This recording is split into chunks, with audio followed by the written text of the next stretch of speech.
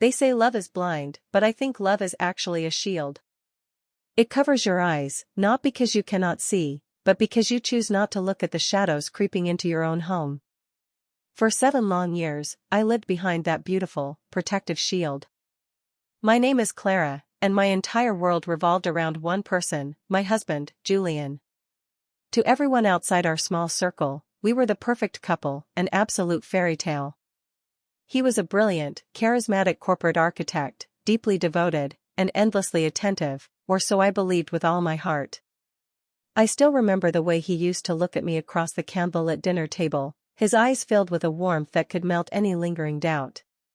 He built a beautiful, luxurious life for us, a sprawling house, weekend getaways, and a profound sense of security that I wrapped around myself like a warm blanket. I trusted him with my past, my present, and every single one of my future dreams. Julian thought he was safe. He thought his secrets were buried so deep that no one, especially not his trusting wife, would ever uncover the dark reality of his double life. But a web of lies is only as strong as its weakest thread. It was a quiet night just like any other, until everything changed in an instant. Julian had rushed out of the house for yet another emergency conference, leaving his secondary laptop open on his study desk. It was an oversight he had never made before, a tiny crack in his perfect armor. My heart began to thud heavily against my ribs as I walked into the dimly lit room. A strange, suffocating silence filled the air. I hesitated, my hand trembling over the trackpad. I told myself to walk away, to trust him blindly. But the heavy silence whispered otherwise. With a racing pulse and a sinking feeling, I woke the screen. What I found inside shattered my world into a million irreplaceable pieces, but looking back now, the signs were always there, hidden quietly in the spaces of our home. It started with small things I easily brushed aside. A phone placed face down on the kitchen counter.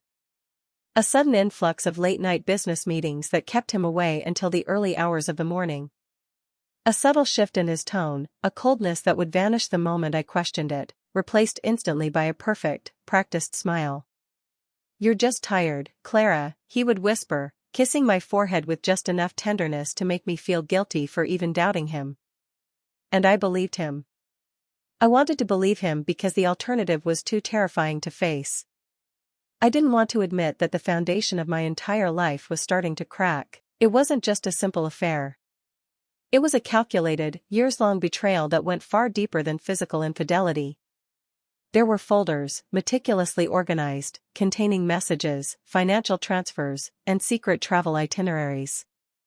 He wasn't just sharing his heart with another woman, he was systematically draining our shared life savings, channeling assets into a private account under her name. The messages were the most painful part to read.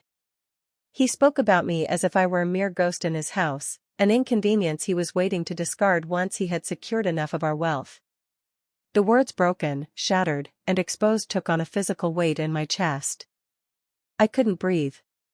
The man who had held me through my darkest days was the very architect of my ruin. He had looked into my eyes every morning, knowing he was stealing my future. I sat in the dark for hours, the blue light of the screen illuminating my tears. The pain was agonizing, an emotional fire that threatened to consume my sanity. I wanted to scream, to confront him the moment he walked through the door.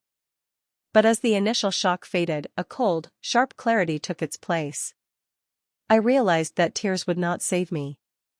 Confrontation would only give him a chance to lie and manipulate. My grief slowly hardened into a quiet, unwavering strength. I was done being the victim. If Julian believed he was completely safe, I would let him keep believing it. I copied every single file onto a secure drive, closed the laptop exactly as he left it, and began to plan. But what I didn't know that day was that some secrets are simply too heavy to stay buried forever. Julian thought he was flawless. He thought he had covered every track, wiped away every whisper, and hidden every single betrayal behind his successful career and charming smile. He truly believed he was safe in his web of lies.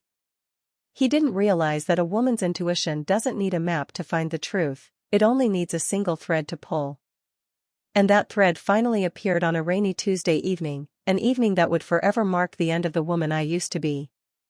The trap was set, and he had no idea his safety was about to vanish. The climax of Julian's illusion didn't happen in a loud, dramatic shouting match behind closed doors. It happened in the bright light of day, where his reputation mattered most.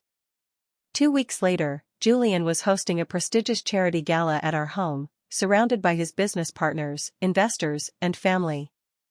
He stood on the small stage in our living room, holding a glass of champagne, giving a speech about integrity, partnership, and building foundations for the future. He looked magnificent, completely unaware of the storm gathering around him. When it was my turn to present a commemorative slideshow of our journey and his achievements, I stepped up to the projector. I looked at Julian, and for the last time, he gave me that practiced, confident smile. I pressed play. But instead of family photos, the large screen behind him filled with the bank transfers, the hidden account details, and the undeniable text messages exposing his long-term deception and financial fraud. The room fell into a horrifying, breathless silence. Julian's face turned an ash gray as he turned around to look at the screen. The evidence was absolute, clear, and utterly undeniable. He looked at me, his eyes wide with a mixture of terror and realization. He tried to speak, to offer an explanation, but the words trapped themselves in his throat. In a single moment, his carefully constructed empire of lies collapsed entirely. The investors walked out, his reputation was destroyed, and the legal authorities took over. Today, the house is empty, and Julian is facing the consequences. As I sit by the window, watching the rain fall, I only feel a profound sense of peace. Betrayal is a debt that always collects its interest. People who hurt others often believe that their cleverness makes them invincible, forgetting that truth has a heartbeat of its own. In the end, no one can truly build a safe haven on a foundation of broken trust and shattered hearts. I lost the life I thought I loved, but in